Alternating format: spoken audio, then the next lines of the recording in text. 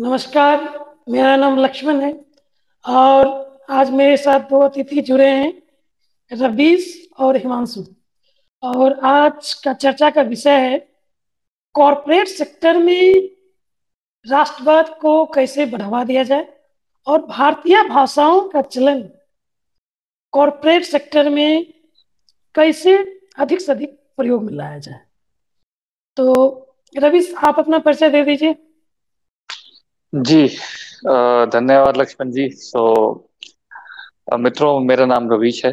और मैं सबसे पहले धन्यवाद करना चाहूँगा लक्ष्मण एंड हिमांशु जी का। और सो यस, सो अभी मैं गुड़गांव में रहता हूँ। और so looking forward and so इस विषय में चर्चा करने के लिए पूर्णतः तैयार हूँ। धन्यवाद।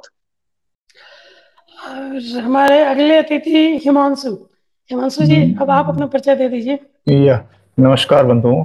सो जैसा कि लक्ष्मण जी ने बताया कि हम लोग यहाँ पे एक बहुत ही मतलब नाजुक टॉपिक यू कैन से कि मतलब बहुत ही नाजुक टॉपिक डिस्कस करने के लिए आए हुए हैं। तो उसमें आप मेरा नाम तो आप लोग जानते ही हिमांशु, और मैं फिलहाल अभी मैं यूपी से नियर बाई लखनऊ मेरा लोकेशन है। सो मैं वहाँ से भी मैंने ज्वाइन किया है। सो बहुत अच्छा लग रहा है यहाँ पे ज्वाइन करके।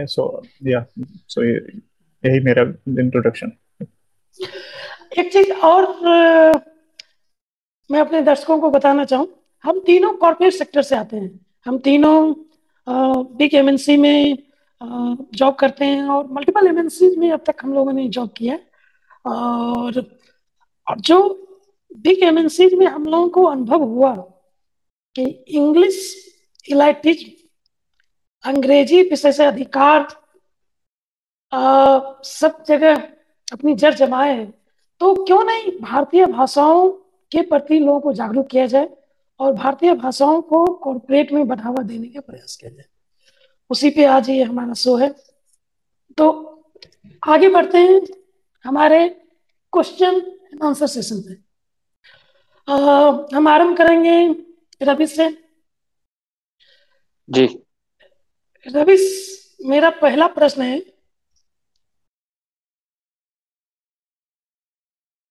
कॉर्पोरेट में इंग्लिश इलाइटिज, अंग्रेजी विषय से अधिकार क्यों है? तो मेरा इसमें ये मानना है कि जिस तरह इंग्लिश ने पकड़ बनाया है, जिस तरह अंग्रेजी भाषा ने पकड़ बनाया है विश्व में, ऑल ओवर वर्ल्ड, अगर हम बात करें, सो उसका जो दबदबा है, इसी इससे ही इस भाषा को इतना महत्व मिला है। आप खुद देखिए, कॉरपोरेट में जो आपस में लोग मीटिंग्स करते हैं या किसी किसी विषय पर वार्तालाप करते हैं, सो वो मोस्ट ऑफ द टाइम्स अंग्रेजी की तरफ झुकाव रहता है। In fact all the times I would say. So माफी चाहूंगा, मैं बीच बीच में थोड़ा इंग्लिश बोल रहा हूँ। तो इसका रीजन यही है कि अंग्रेजी भाषा को जिस तरीके से फैलाया गया है all over India, all in fact all over world, all over globe की अगर मैं बात करूं, पूरे विश्व में, सो आज उसी का ये नतीजा है कि अंग्रेजी भाषा का इतना महत्व दिया जा रहा है। और बिकॉज अगर आप देखें, जो कोई भी छोटा सा चर्चा होता है, अगर मैं इंडिया की बात करूं, हमारी मातृभाषा को साइड में रख के इंग्लिश पे फोकस किया जाता है, प्रेफरेंस इंग्लिश को दी जाती है, प्राथमिकता। तो मैं ये मानता हूं कि हाँ, जिस तरीके से अंग्रेजी भाषा को फैलाया गया है या प्राथमिकता दी गई है, उसका ये नतीजा है कि इंग्लिश भाषा बार बार कॉर्पोरेट में यूज किया जा रहा है। क्या इसके पीछे ब्रिटिश का पूरे विश्व में राज करने का ऐतिहासिक पृष्ठभूमि तो नहीं है? वो पूरे विश्व में राज किए और एक समय कहा जाता था कि ब्रिटिश साम्राज्य का कहीं सूर्य नहीं डूबता था। एक देश में कहीं सूर्य डूबता है तो दूसरे देश में सूर्योदय हो चुका रहता है और वहां भी ब्रिटेन का ही राज रहता है। और उन्होंने एक पूरे षड्यंत्र के साथ अंग्रेजी को पूरे विश्व में आधिपत्य जमाने के लिए कार्य किया। हाँ हिमांशु, आप कुछ बोलना बिल्कुल चाहते हैं? बिल्कुल। अगर इस पे मैं ये कहना चाह रहा हूँ कि अगर इसके रूट काज में जाएं, इंग्लिश का वर्चस्व क्यों है आए थे, तो इसका रूट काज मुझे जो डायरेक्टली या मतलब आपको प्रक्षेप या जो है डायरेक्टली या इनडायरेक्टली रूप से अगर मैं कहूँ तो वो कहीं ना कहीं, अगर आप डेवलपिंग नेशंस देखो, डेवलपिंग नेशंस लाइक यूएसए आपका, जो उसमें कंट्रीज हैं या जो उनके अंदर जो हैं, या यूके को ले लेते हैं, तो वहां पे एक्चुअली क्या है कि वो उनका जो इंडस्ट्री हब्स वो पहले बन गए, इंडस्ट्री हब्स बन गए, और वहाँ की जो लैंग्वेज थी वो कहीं ना कहीं इंग्लिश ही थी। थोड़ा बहुत यूके और यूएस में इंग्लिश का डिफरेंस था, बट उनकी नेटिव लैंग्वेज ही इंग्लिश थी। तो अब इंडस्ट्री हब्स वो बन गए। भारत में चीजें जब इंडस्ट्रियलाइजेशन शुरू हुआ उससे पहले वो ऑलरेडी एक सेटल्ड हब थे, तो हम लोगों को अगर उनसे बिजनेस मिलता था तो कहीं ना कहीं मोड ऑफ, अब भाई जिससे बिजनेस ले रहे हैं हम उसकी, वो जो भाषा यूज करेगा हमें वही भाषा पे जाके उससे बात करनी पड़ेगी, क्योंकि हम उनसे बिजनेस ले रहे हैं। तो मुझे रूट काज इसका ये नजर आता है कि ऑलरेडी जो लोग डेवलप्ड नेशन थे, जिनके वहाँ ऑलरेडी बड़ी बड़ी इंडस्ट्रीज सेटअप थी, और जो ग्रोइंग नेशंस थे लाइक इंडिया या अदर कंट्रीज भी ले सकते हैं, जैसे जापान को भी ले सकते हैं, उनकी नेटिव जापानीज है, उनको भी इंग्लिश में आना पड़ता है। तो उसमें कहीं ना कहीं वो, अगर आप बड़े इन देशों के साथ आपको बिजनेस करना है या वो करना है, तो कहीं ना कहीं लैंग्वेज में आपको झुकना पड़ेगा। वो नहीं आके आपके हिंदी सीखेंगे, क्योंकि आपको उनका बिजनेस में करना है, आपको उनसे बिजनेस लेना है। तो एक इसका एक रीजन तो ये है। सेकंड सेकंड मैं कहूंगा कि अगर मैं एग्जांपल लूँ चाइना का, कि चाइना ने जैसे कि उसके वहाँ जो चाइनीज लैंग्वेज है उन्होंने उसको किस तरीके से प्रेफरेंसेस दी, और वो काफी हद तक कामयाब भी दिख रहे हैं उसमें, उस परिप्रेक्ष्य में। तो उसका मेन रीजन ये है कि उन्होंने अपने वहाँ इंडस्ट्रीज डेवलप कर दी। वो बहुत ज्यादा उनकी डिपेंडेंसीज नहीं है, जैसे वो आप ही समझो गूगल तक वो नहीं अपने वहाँ चलाते हैं, उनका अपना सर्च इंजन है। वो ट्विटर नहीं चलाते हैं, उनका अपना सर्च इंजन। तो वो सारी चीजें उन्होंने खुद ब खुद डेवलप कर ली within a certain time frame. कहीं ना कहीं उस मामले में मैं कहूँगा कि भारत अभी पीछे है। अगर उसको अपनी भाषा हिंदी को as a front, as a lead करना है, जैसे चाइनीज अपने अपनी चाइनीज चाइना जैसे चाइनीज को लैंग्वेज को प्रेफरेंसेस देता है, तो उसमें कहीं ना कहीं हम लोगों को इस तरीके से सोचना होगा कि हमारी खुद की कुछ मैन्युफैक्चरिंग हो, कुछ की, हम लोग अभी सर्विस सेक्टर में हम लोगों का ज्यादा योगदान है। तो ये मुझे बेसिक रीजन जो समझ में आते हैं। या लक्ष्मण जी। हिमांशु, मेरा अगला प्रश्न आपसे है, क्या आपको कभी हिंदी या स्थानीय कोई भी भाषा होने के कारण भेदभाव का सामना किया गया है? भेदभाव तो नहीं कह सकते, बट एक काइंड ऑफ, अगर आप एक अगर ऐसे समाज में हैं जहाँ पे लोग किसी पर्टिकुलर लैंग्वेज, यहाँ पे मान लो हम लोग कॉर्पोरेट में है तो इंग्लिश का, ऑल दी ऑर्गेनाइजेशन मतलब इंग्लिश ही यूज करती हैं सभी सभी संस्थाएं। तो अब अगर वहाँ पे कोई डिस्कशन इंग्लिश में हो रहा है, तो आप ऑल ऑफ सडन उठ करके उनसे हिंदी में क्वेश्चन भले कर लो, लेकिन वो माइनर नहीं कहता है। काइंड ऑफ एक आईटी कल्चर का जो माइनर है वो एक ऑड लगता है। वो एक काइंड ऑफ, मतलब आप बेटर फील नहीं करोगे, आपको अच्छा नहीं लगेगा। वो ऐसा नहीं कि आप हिंदी में बोल दोगे तो आपको थोड़ा सा, मतलब ये मान लो कि आप कहीं भेदभाव फील करोगे, भेदभाव नहीं होगा, लेकिन वो ये होगा कि आपको ऑर्गेनाइजेशन ने जब आपको हायर किया तो उन्होंने आपका हिंदी में इंटरव्यू नहीं लिया है। किसी भी ऑर्गेनाइजेशन आपको हायर करती है तो आपका वो उनका जो हायरिंग प्रोसेस है वो इंग्लिश में है, तो वो आपसे वो एक्सपेक्ट करते हैं एटलीस्ट जो आपका मतलब कह सकते हो जो कम्युनिकेशन, प्रोफेशनली कम्युनिकेशन हो, पर्सनल आप हिंदी में कर लो कोई इशू नहीं, लेकिन कोई फोरम हो या कोई वेबिनार हो या कोई क्वेश्चन आंसर हो या क्लाइंट कम्युनिकेशन हो, तो वो चाहते हैं कि आप उसको इंग्लिश में ही करो। अगर आप इंटरव्यू के टाइम उनसे बोल दो कि नहीं हम तो हिंदी में ही इंटरव्यू देंगे, तो माइट भी वो आपको हायर ही ना करें। सो ये भेदभाव की बात नहीं है, यहाँ पे बात है कि आपका जो चलन है वो इस तरीके का है, तो आप अगर उसको उससे हटके करते हो तो कहीं ना कहीं आपको स्वयं फील नहीं बेटर होगा। रवीश, आपसे अगला प्रश्न, जी कॉर्पोरेट में कम्युनिकेशन मीडियम का अर्थ अंग्रेजी ही क्यों होता है? देखिए, जैसे जिस हिसाब से हिमांशु जी ने बताया कि एक एक चलन चलता आ रहा है पीछे शुरू से ही, उसमें हमारा अगर आप देखिए भारत में सन 1991 में जो प्राइवेटाइजेशन आया, उसके बाद से अगर आप देखिए हमारा जो, उससे पहले अभी भी India is more on agriculture sector पे बेस्ड रहा है, जो इंडिया की इकोनॉमी रही है ग्रेजुअली। उसके बाद आफ्टर प्राइवेटाइजेशन, आफ्टर जैसे इंडस्ट्री सेटअप हुई, जैसे सर्विस कंपनी सेटअप हुई, तो उसके बाद से ये जो प्रचलन जो चलता है, जो प्रचलन ग्लोबलाइजेशन के चलता है बाद। इंग्लिश में। जी बिल्कुल।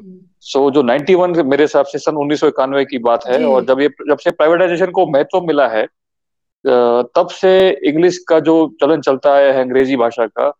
और इसमें कहीं ना कहीं हमारी जो सरकार है, और जो हमारी शिक्षा नीति है, उसमें भी जो इम्पोर्टेंस है, जो जो महत्व अंग्रेजी भाषा को दिया गया है, वो भी कहीं ना कहीं कंट्रीब्यूट करता है इसमें। एंड सो मेरा मानना यह है कि एज टोल्ड बाय हिमांशु की service sector, since India is more of a service sector, अगर आप विकसित देशों की बात करें, जैसे यूएस है या यूके है, यूरोपियन कंट्रीज है, या चाइना की बात करें, जो कि बहुत तेजी से एकदम विकास की गति पे चल रहा है, उसमें अगर आप देखें, चाइना ने ही अपना नेटिव पे फोकस किया, अपनी मातृभाषा, जैसे अपना सर्च इंजन वहां पे है, अपना खुद का है।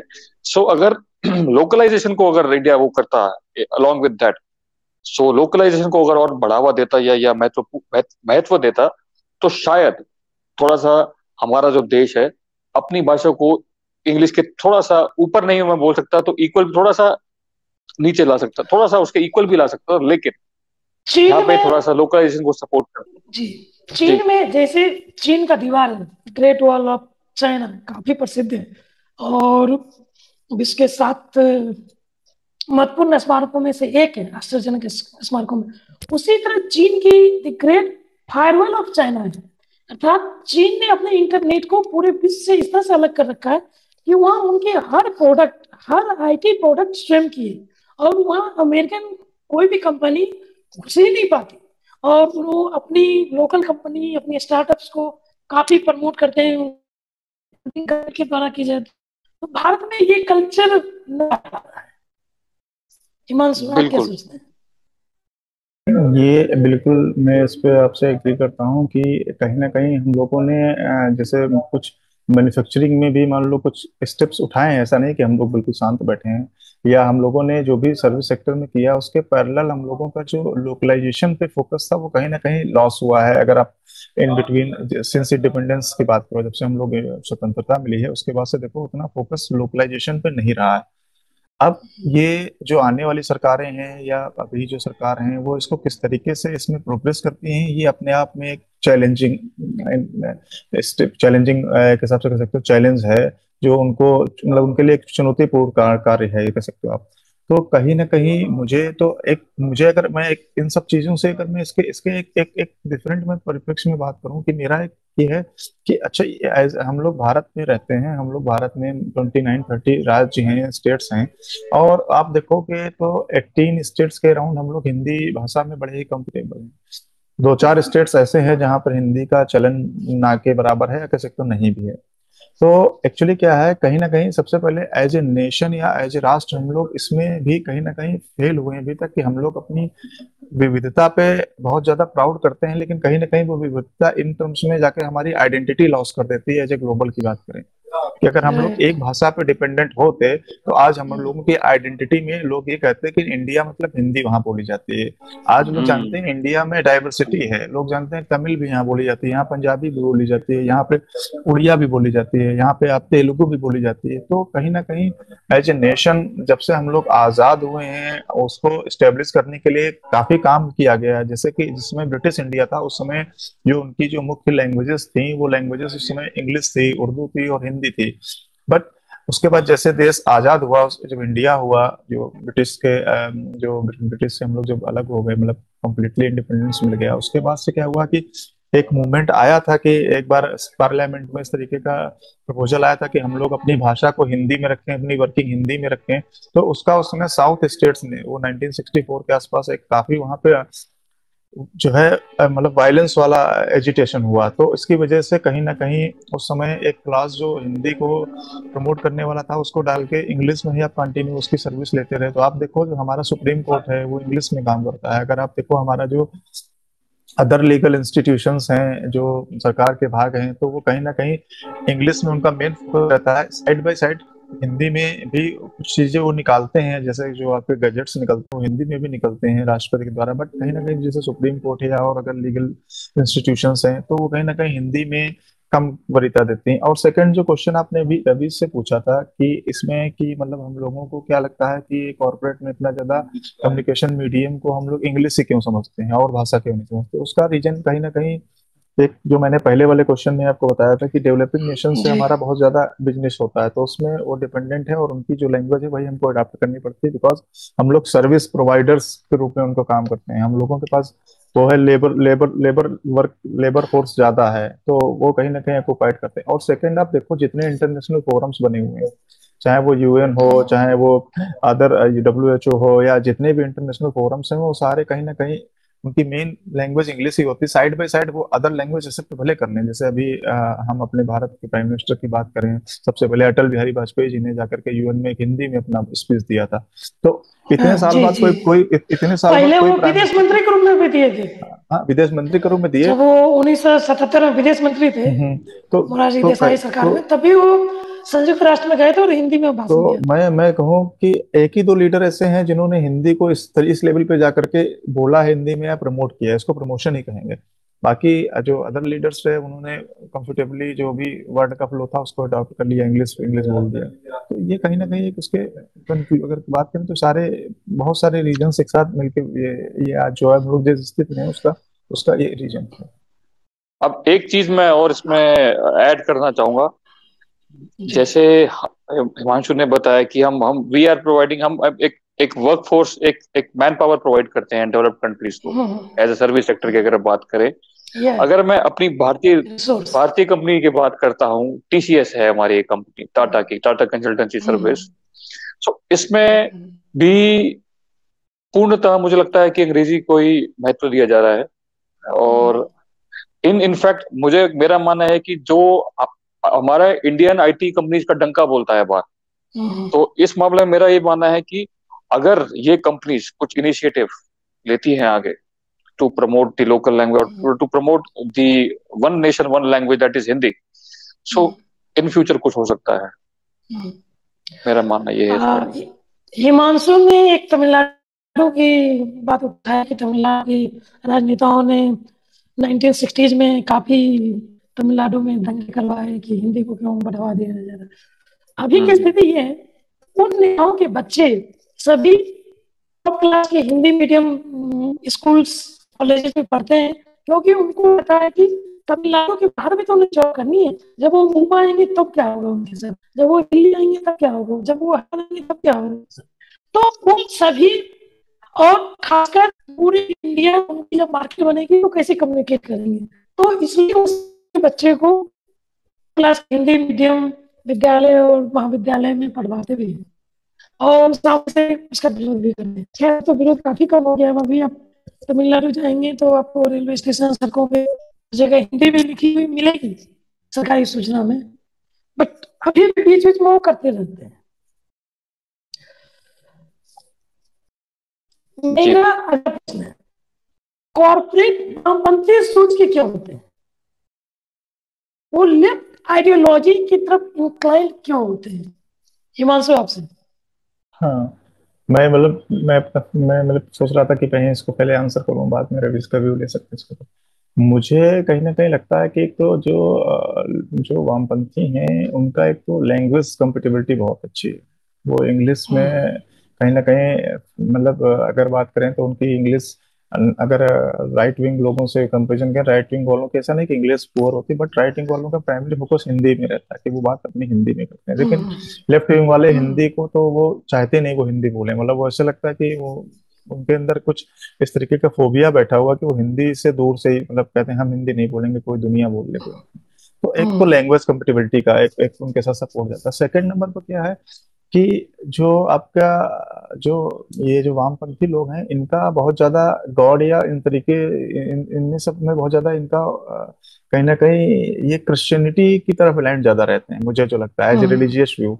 जो जो जो कहीं ना कहीं वो उस तरीके का कल्चर फॉलो करने की कोशिश करते हैं, तो जो कि भारत के कल्चर से काफी डिफरेंट है। भारत में क्रिश्चियन लोग हैं, बट भारत में जो मेजर पॉपुलेशन है वो हिंदूज की है अभी भी, तो हिंदूज का कल्चर तो रिलीजियस। विदेश से जो फंडिंग लेने के चक्कर में ये लोग ऐसा करते हैं। हाँ, हो सकता है। रीजन ये है कि आपको अगर अपना अपनी अपनी आइडियोलॉजी को एक्सप्लोर करना है तो उसके लिए आपको पैसा चाहिए, आपको अलग अलग मीडियम चाहिए, आपको अपनी बात को कहने के लिए हो सकता है आपको अपने न्यूज चैनल्स भी डालने पड़े, वेंचर वहाँ करने, आपको न्यूज में आपको आपको अपने न्यूज आपको कुछ राइटिंग भी करनी पड़े, आपको बुक्स भी पब्लिश करनी पड़े। तो उन सब के लिए आपके पास तो फंड होना चाहिए। तो कहीं ना कहीं वो एक रीजन मुझे मतलब प्रॉब्ली लगता है, संभव रीजन हो सकता है, उसमें कोई मतलब इनकार नहीं किया जा सकता।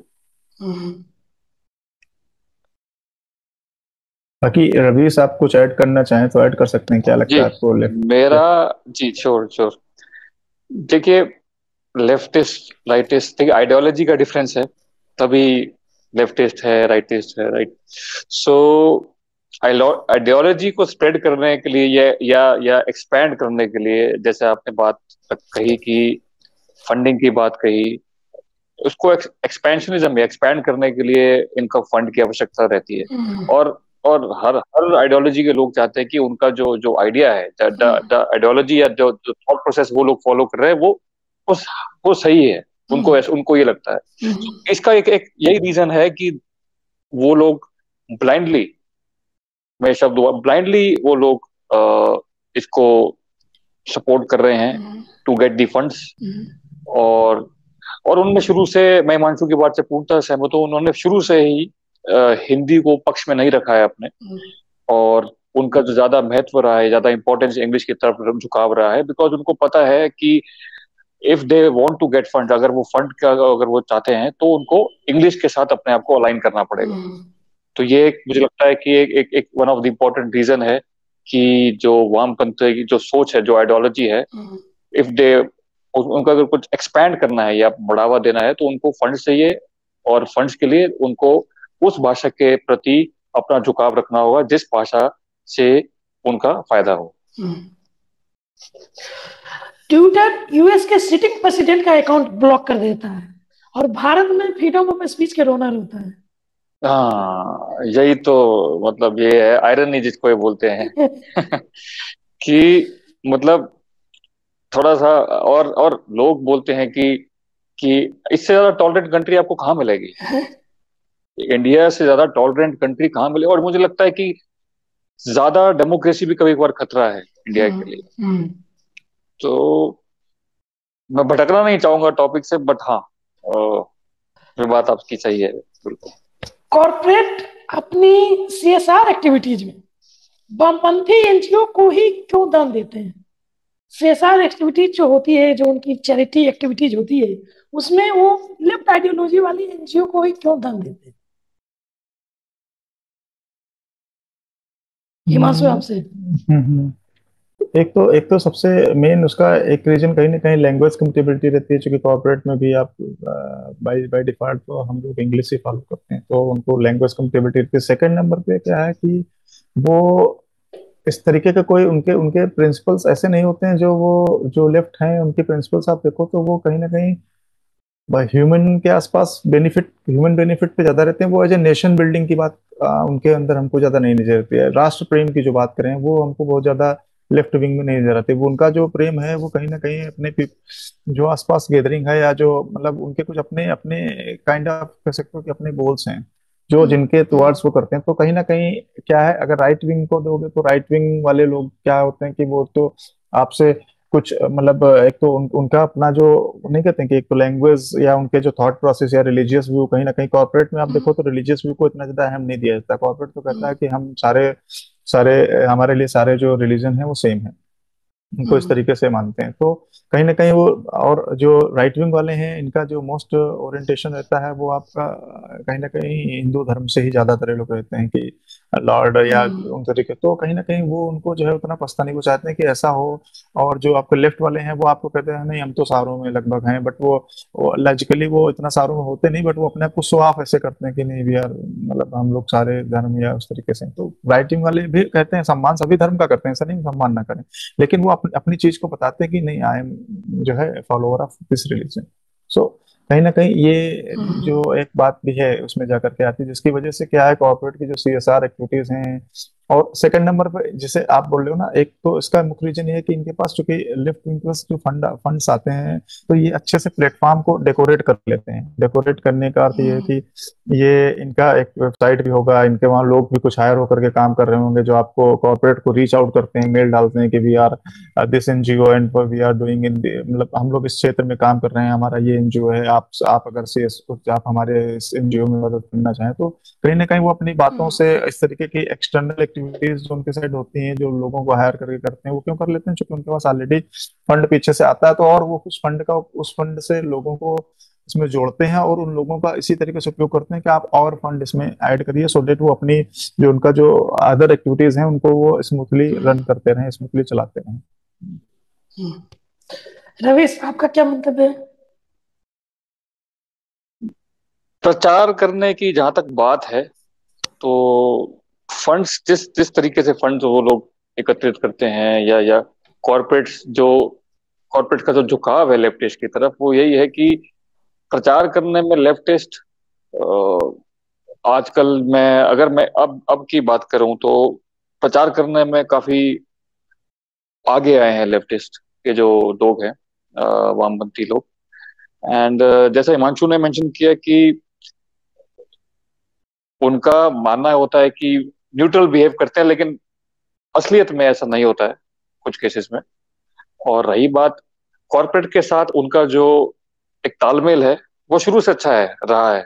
और इसका यही रीजन है कि जो जिन जिन कंट्रीज के साथ साथ जिन देशों के साथ वो अलाइंड है लेफ्टिस्ट, और जो फंड उनके पास है, ये प्राथमिकता, ये यही प्राइमरी रीजन है कि उन लोगों का जो झुकाव है, चाहे कॉर्पोरेट्स का है, वो लेफ्टिस्ट के साथ ज्यादा है। और और एज मैं दोबारा वही बोलूंगा कि प्रचार जो जिस तरीके से वो कर रहे हैं, और वो सबसे पहले जो टारगेट करते हैं, वो यही है कि हमारा जो कुछ कुछ पर्टिकुलर सेक्शन ऑफ पीपल को, उनका प्राइमरी रहता है कि in in particular section of people we will target. So शुरू से ही, और धीरे धीरे वो उसको आगे बढ़ाते हैं, तो जिसमें कॉर्पोरेट भी शामिल है। तो वो टारगेट ऑडियंस पहले ही तय कर रखते हैं और उसके बाद रोड मैप बनाते हैं, ये चरण, उसके बाद अगला चरण, उसके बाद अगला चरण। जी, मेरा मानना यही है कि जो वो कुछ ग्रेजुअली ये टारगेट्स करते करते, तो इसमें कोई कोई संदेह नहीं मुझे कि इसीलिए यही एक main reason, one of the main, मैं एक इसको रीजन बोलूंगा कि कॉर्पोरेट्स के साथ जो उनका तालमेल है शुरू से अच्छा रहा है। हिमांशु, आपसे मेरा अगला प्रश्न, भारत में इस्कॉन या अक्षय पात्रा फाउंडेशन को कॉर्पोरेट स्वेच्छा से दान क्यों नहीं देते? उन्हें फंड रेजिंग इवेंट ऑर्गेनाइज करने पड़ते हैं और कई जगह लगातार फंड रेजिंग इवेंट करते रहना पड़ता है ताकि उनको फंड मिले उनकी अपनी संस्था और चैरिटी एक्टिविटीज को आगे बढ़ाने के लिए। देखिए, कॉर्पोरेट में लोगों के अंदर एक व्यू होता है, व्यू ये होता है, वो अपने आप को बहुत ज्यादा वो नहीं दिखाना चाहते हैं कि आई एम मतलब मैं एक धर्म को मानने वाला विशेष हूँ। जब कोई एक धर्म को मानने वाली संस्था होती है, जैसे आप इस्कॉन की बात कर लो, इस्कॉन कहीं ना कहीं एक धर्म से रिलेटेड है, तो कहीं ना कहीं एक वो रीजन होता है कि कुछ लोग इससे हिचकते हैं, सो आप मतलब करने में, कि अगर मैं इस्कॉन को ज्यादा करूंगा तो लोग ये समझेंगे कि मैं इस पर्टिकुलर धर्म में ज्यादा इंटरेस्टेड। तो एक तो रीजन मुझे वो समझ में आता है। दूसरा रीजन जो लाइक कनेक्शन की बात कर सकते हो, या प्रॉपर रीचिंग की बात कर सकते हो, या उनके साथ जो थॉट प्रोसेस में अलाइनमेंट कर सकते हो, क्योंकि मुझे लगता है राइट विंग वाले कहीं ना कहीं अलाइनमेंट में उतना वो अपनी आइडियोलॉजी को नहीं छोड़ पाते हैं। ठीक है ना? वो कहते हैं नहीं, हमारा तो आइडियोलॉजी यही है, हम अपने अपने अपने एनजीओ में हम इसी तरीके से करेंगे, हम आपके लिए सोचिए नहीं कि आप हमको फंड दे रहे हो तो हम आपके लिए कुछ बैकड्रॉप में या बैकडोर में कुछ आपके लिए हम ऐसी एक्टिविटीज करते हैं। तो वो मतलब प्रिंसिपल्स ज्यादा फॉलो करते हैं।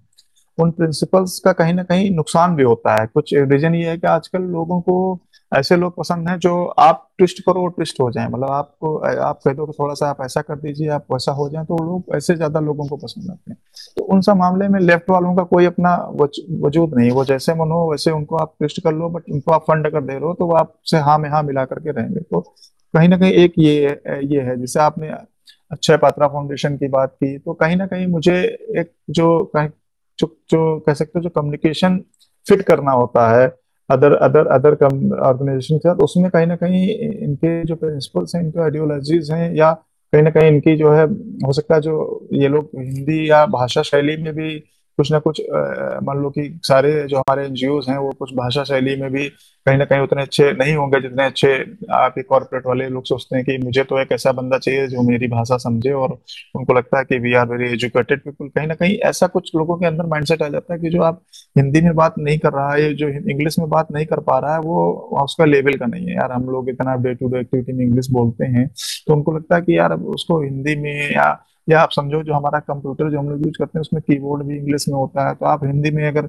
टाइप करने के लिए तो बड़ी कठिनाइयां होती है। इसलिए तुम देखो ज्यादातर जो हिंदी स्पीकिंग लोग भी हैं वो भी आप इंग्लिश में ही टाइप कर देते हैं। चाहे व्हाट्सएप ले लो, आप वो इंग्लिश में टाइप कर दें, क्योंकि उनको बार बार कठिनाई होती है कि वो कीबोर्ड चेंज करें, वो हिंदी भाषा में टाइप करें।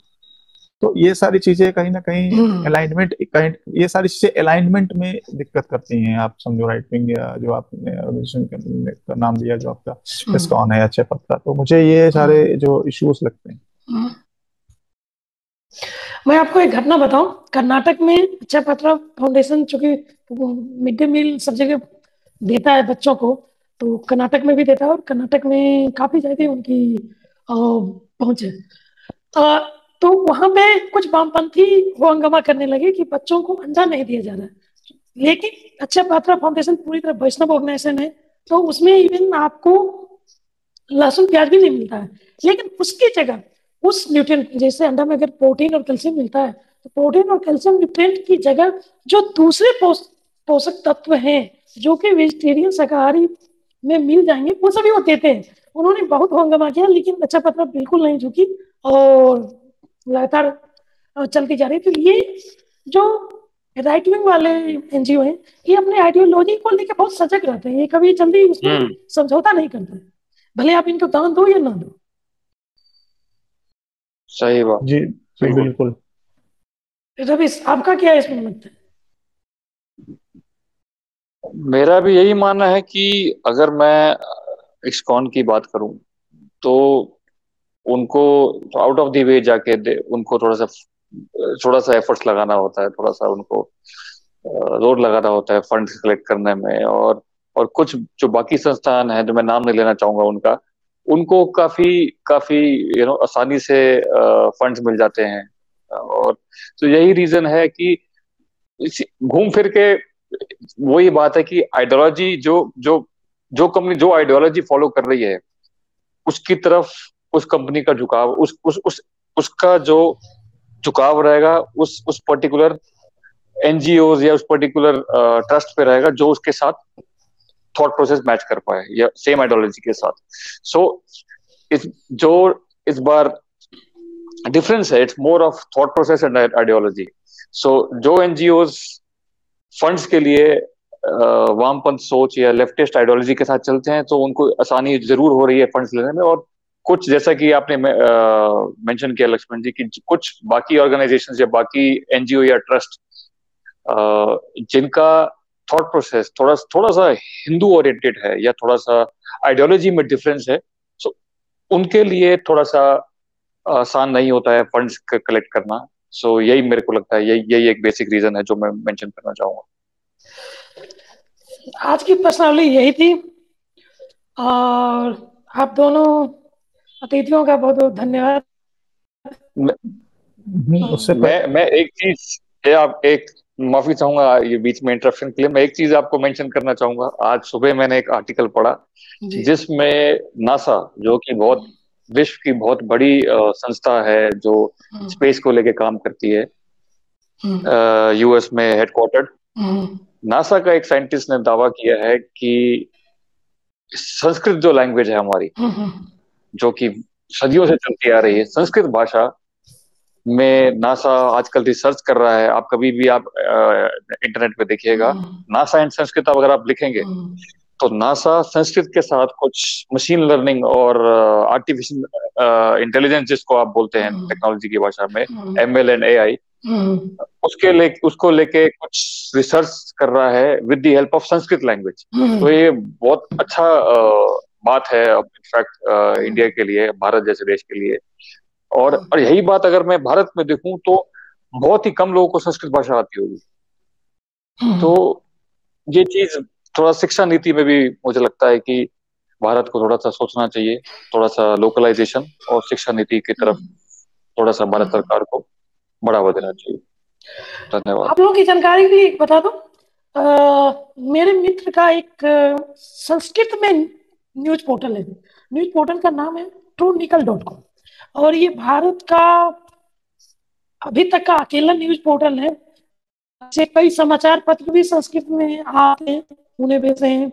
और किंतु संस्कृत को डिजिटल मीडिया में कैसे आगे बढ़ाया जाए, इसमें भारत सरकार भी अब काम कर रही है। आप देखिए कानपुर आईटी खड़गपुर की जो शोध है उस वेद पे वो काफी ज्यादा हो रही है। और भारत सरकार ने भी अपनी एक पोर्टल लॉन्च की है।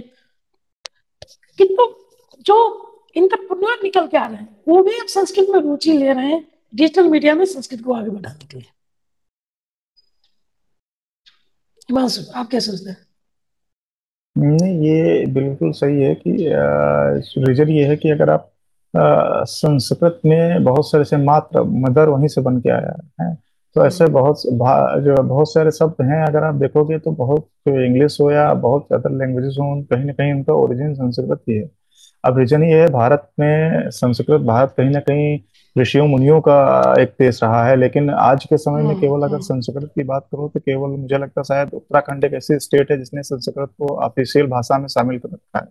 उनकी राजकीय भाषा शायद उत्तराखंड राज्य में है। बाकी अगर आप और राज्यों की बात करो तो कहीं पर संस्कृत को उतनी उन्होंने अहमियत नहीं दी है।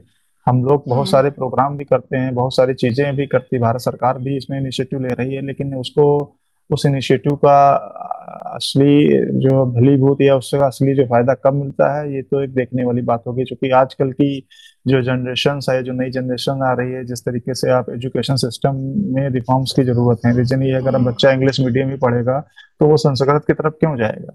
आप आने वाली पीढ़ी में अगर आपको अगर संस्कृत चाहिए तो कहीं ना कहीं एजुकेशन सिस्टम में आपको रिफॉर्म्स करने पड़ेंगे, कहीं ना कहीं रूट लेवल पे उसको चीजों को फिक्स करना पड़ेगा, तब जा करके आप उसको, आप सोच सकते हो कि हम किसी पर्टिकुलर लैंग्वेज में को आगे बढ़ा सकते हैं या किसी पर्टिकुलर लैंग्वेज में हम कुछ और ग्रो दिखा सकते हैं। अदरवाइज ये केवल आज आज की जनरेशन बात कर रही है, हम लोगों के एज ग्रुप के लोग बात कर रहे हैं। आने वाली जनरेशन संस्कृत पर जाने की एक भाषा होती है एक्स वाई जेड तक, क्योंकि सब सब इतना ज्यादा, हम लोग चारों तरफ, चाहे वो सॉफ्टवेयर एप्लीकेशन हो, चाहे फोन हो, चाहे वो सब में सारी तरीके से हम लैंग्वेज, जो नेटिव इंग्लिश लैंग्वेज है उससे बहुत ज्यादा मतलब घिरे हुए हैं। हिंदी तो मतलब ठीक है, हम लोग एज सब्जेक्ट कहीं ना कहीं उसको फॉलो करते हैं, तो हिंदी तो लोगों को आती है, लेकिन ये है कि उसको भी लिमिटेड यूज करते हैं लोग। जैसे हम ही लोग देखो भी बात कर रहे हैं तो इतना ज्यादा इंग्लिश का वर्चस्व कहीं ना कहीं हम लोगों के ऊपर आ गया है कि हम लोग कुछ शब्द अपने आप इंग्लिश में निकल जाते हैं, हम लोग चाहते हुए भी जो है उसको अवॉइड नहीं कर पा रहे। हाँ हाँ हाँ जी। और कोई आपका व्यू, रवीश या हिमांशु? कंक्लूजन में तो मैं बस ये कहना चाहूंगा कि जो इसका सबसे पहले जो हम लोगों ने इंडिया में डाइवर्सिटी को अपने आप का स्ट्रेंथ दिखाते हैं, मुझे लगता है अगर आप आइडेंटिटी के फॉर्म में देखोगे तो कहीं ना कहीं वो वीकनेस है कि हम लोग इतनी ज्यादा लैंग्वेज हैं तो एक साथ हाँ इतनी लैंग्वेज हाँ। कहीं नहीं काम कर सकते। अब जैसे आज मान बिल्कुल। लो, आज हम लोग 18 स्टेट्स मान लो हिंदी स्पीकिंग स्टेट्स हैं। अगर हम ये चाहते हैं कि नहीं हिंदी को हम कॉर्पोरेट में लाएं, तो कल को तेलुगु वाले कहेंगे नहीं हम तो तेलुगु वहां पे आपका जो है हैदराबाद में, वहां पे तो हम तेलुगु लाएंगे कॉर्पोरेट में। तो फिर मिक्सअप हो जाएगा, हौच पौच हो जाएगा, ना हिंदी सही से आ पाएगी, ना तेलुगु सही से आ पाएगी। या पंजाबी लोग कहें हम पंजाबी लाना चाहते हैं तो वो भी नहीं आ पाएगी। तो कहीं ना कहीं सबसे पहले एज ए नेशन हमको लोगों को एक लैंग्वेज, अगर हम लोग अपनी नेशन की कम से कम नेशनल लैंग्वेज फिक्स कर लें कि हमारी नेशनल लैंग्वेज ये है, भले ही वो अदर स्टेट्स में कुछ लैंग्वेजेस चलती हैं, चलती रहने दो, उससे कोई प्रॉब्लम नहीं है, बट कहीं ना कहीं आइडेंटिटी के रूप में हम लोग अपनी नेशनल लैंग्वेज अगर फिक्स करें तो सबसे मेन एक जो है ना फर्स्ट स्टेप उस डायरेक्शन में अगर गवर्नमेंट, कोई भी गवर्नमेंट लेती है, तो मुझे लगता है हिंदी का उससे एक वर्चस्व बढ़ेगा, उससे हिंदी को फिर एक कॉर्पोरेट में भी नेक्स्ट स्टेप पे प्रमोशन मिलेगा कि हाँ चलो हिंदी तो हमारी नेशनल लैंग्वेज है। वही, क्योंकि कॉर्पोरेट में भी कुछ लोग ऐसे हैं जो सोचते हैं कि चाइनीज, भाई चाइनीज, चाइनीज लैंग्वेज यूज करते हैं, Japanese, most of the time Japanese use करते हैं। आप अगर स्पेनिश से बात कर लो तो वो स्पेनिश ही जानते हैं, इंग्लिश तो केवल ऐसे काम चलाओ ही जानते हैं टूटी फूटी। तो कहीं ना कहीं भारत में लोगों का अंदर ये व्यू है, लेकिन भारत में इंटरनली ही नहीं फिक्स हो पा रहा है कि मान लो आप एक कंपनी में अगर 3 स्टेट साउथ के मान लो कुछ 10% एम्प्लॉय साउथ स्टेट से हैं, तो वो कहेंगे भाई हिंदी क्यों हम लोग फॉलो करें, हम अपनी अपनी भाषा में बात करेंगे। तो कहीं ना कहीं पहले एक हम लोगों को इंटरनल एक अलाइनमेंट होना पड़ेगा कि हम लोगों की जो नेशनल लैंग्वेज है वो उसको हिंदी के रूप में जो अप्रूवल मिले। उसके बाद जैसे अभी शायद एक न्यू एजुकेशन पॉलिसी आई थी, उसमें उन्होंने 3 लैंग्वेज का फार्मूला दिया कि आप हिंदी, इंग्लिश और आप अपनी नेटिव लैंग्वेज को भी लो। तो हाँ, उन्होंने क्षेत्रीय तीन भाषा। लैंग्वेज का फार्मूला, हाँ हाँ, फार्मूला एक क्षेत्रीय भाषा का दिया था फार्मूला, तो उसका भी काफी विरोध हुआ। तो फिर उन्होंने हिंदी को भी ऑप्शनल कर लिया कि क्षेत्रीय भाषा के अलावा आप कोई 2 भाषाओं से करो। क्योंकि कहीं ना हम्म, कहीं मतलब एक ये एजुकेशन सिस्टम में सरकार स्टेप्स ले रही, बट उनको अगर रियल टाइम में देखा जाए वो कब इफेक्ट में आएंगे तो कम से कम 30 साल का एक समय चाहिए होगा। 30 साल कम से कम एक हम्म। एजुकेशन पॉलिसी जब आए, उसको लागू हो, उसके बाद 30 साल बाद उसके इफेक्ट नजर आएंगे। हम्म। तो ये चलिए, यही मेरी साइड से आज के इतना ही, शो में हाँ इतना ही। अंत में बाकी। हाँ हाँ, मतलब बहुत अच्छा लगा मुझे लक्ष्मण जी और रवि से आपसे बात करके, बहुत ही अच्छा। धन्यवाद। चलिए, थैंक यू। धन्यवाद। ओके। ओके, धन्यवाद। धन्यवाद। धन्यवाद।